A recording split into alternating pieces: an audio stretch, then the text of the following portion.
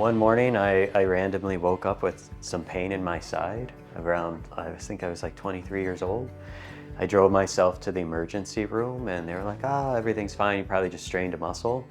And then over the course of like the next 6 months, I had lost like 60 pounds. Through like 2 years of testing, they wound up finally figuring out that I had Lyme disease. I had moved out to Minnesota in 2015, kind of about a year after getting treatment, and I decided that I kind of had a second lease on life here and I wanted to do something different. So I moved here to Minnesota to go back to school. And when I got here, I just felt like this calling being placed, like I need to do something physically and mentally to challenge myself. And I have always hated running. And I saw a group of guys running every day from my school, the university I came to, and decided that, you know what, I'm gonna try running. Slowly, I think like 2 or 3 months went by, and I finally hit 5 miles one night, and then the rest is kind of history. The Twin Cities Marathon was coming up, and I was like, I think I can run a marathon.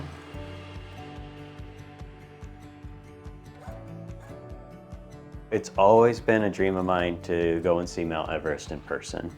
And then about 2 months before the Twin Cities Marathon, I saw a competition being hosted by Dynafit.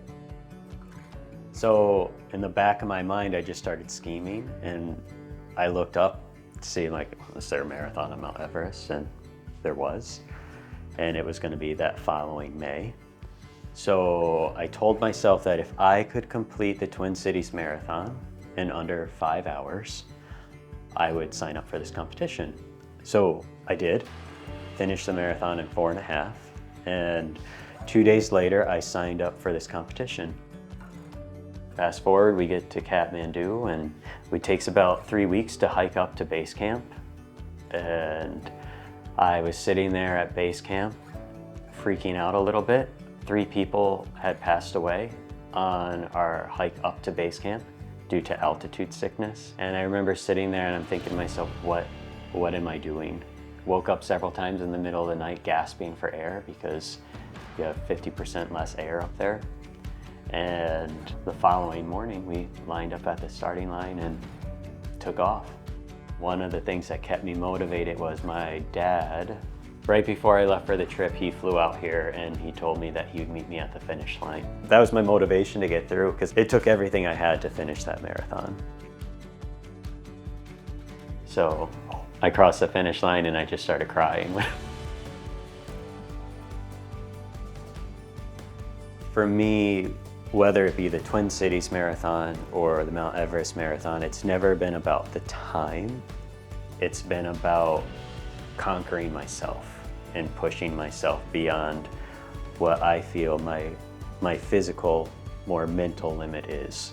What I do here every day kind of is brought out just by the Tradition company atmosphere. It's a company that loves to give back to the community and those around them, but also is really there for their employees. I have worked for nonprofits most of my life, so I was a little unsure of how I would fit in. But then I got here and, I started hearing about all the wonderful things that Tradition Company does, TIP does, Hope Kids race. And I was like, well, I love racing and I love giving back. With my daughter, she's only 3, but I try to get her involved as much as possible. Things like with the Hope Kids event and stuff. My wife comes and volunteers, and we try to do it together as a family. We were told we had a 1% chance of getting pregnant right before we got married. So we weren't really sure if we were going to be able to have kids. When my wife got pregnant, we were just like, we should call her Everest if it's a girl. And it was a girl. And she was born on the coldest day of the year in 2021. Fitting. And now she is as fierce as a mountain, that one, and holds up to her name.